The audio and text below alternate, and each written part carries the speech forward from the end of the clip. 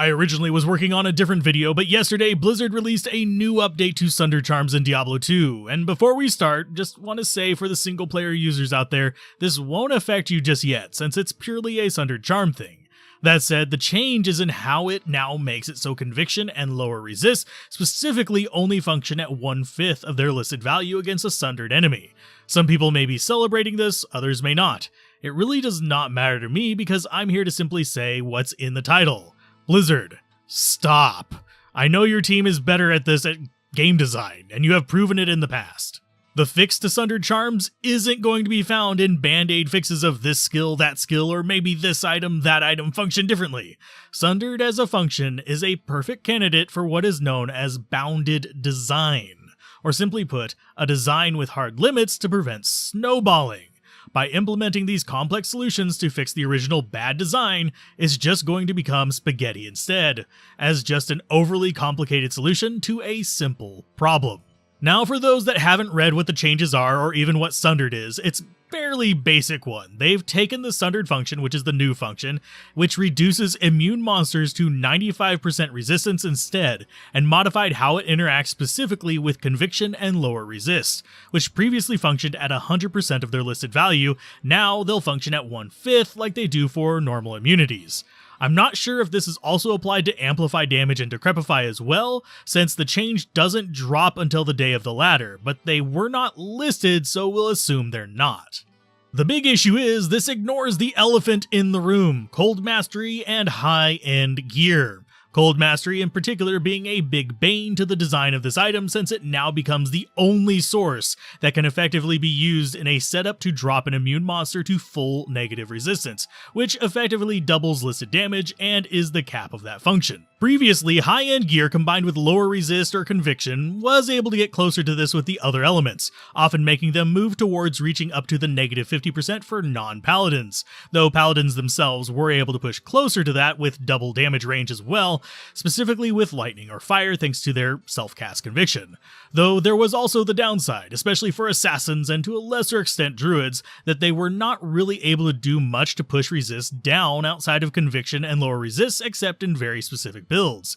The assassin having it be explicitly impossible with traps, for example. Now, even though I know there will be a half dozen comments to the contrary, my issue with Sundered is not that, oh my goodness, ice magic is strong, but rather it creates a greater disparity and reduces build variety in the late game and post game, especially for a feature that was supposedly implemented to do the exact opposite.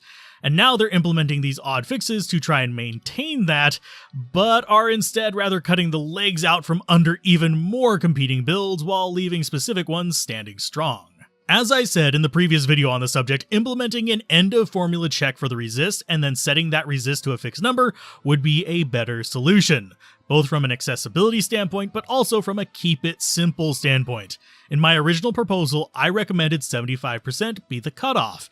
This would allow greater accessibility for builds by allowing any character with a Sundered Charm to do 1/4 of their listed damage to Sundered targets, which, while not one-shotting anything, would provide them the ability to go anywhere in the game effectively, and with the ability of Sundered to work for minions and traps, would allow trap assassins to at least keep a basic pace with other builds in immune-heavy areas. And by putting it at the end of the formula, it would prevent the snowballing we see now. It would mean that yes, the Blizzard Sorceress would only be able to do 25% of their listed damage to previous cold immunes, but it would also make it so that trap assassins, summoners, barbarians, etc. could all do the same, provided they had the appropriate Sunder Charms for their damage type. It is not good to allow only 2 core builds the functionality to do over 12,000 damage per hit to pretty much every enemy in the game, while the rest have to design and plan around immunities, resists, etc. to actually clear the same areas, doing half as much or less damage.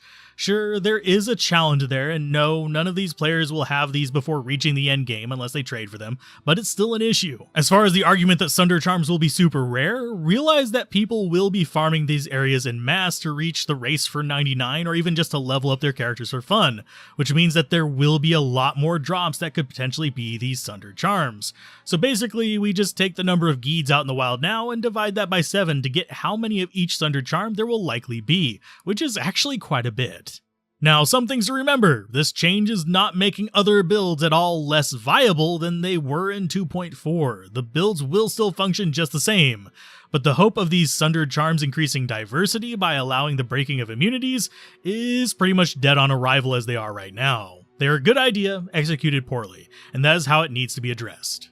So, do you agree or disagree? Mention it down below, and mention how you would fix the issue of build diversity as well, because frankly, I'm mildly irritated that this change pretty much scrapped my plans for the ladder video I had planned for tomorrow.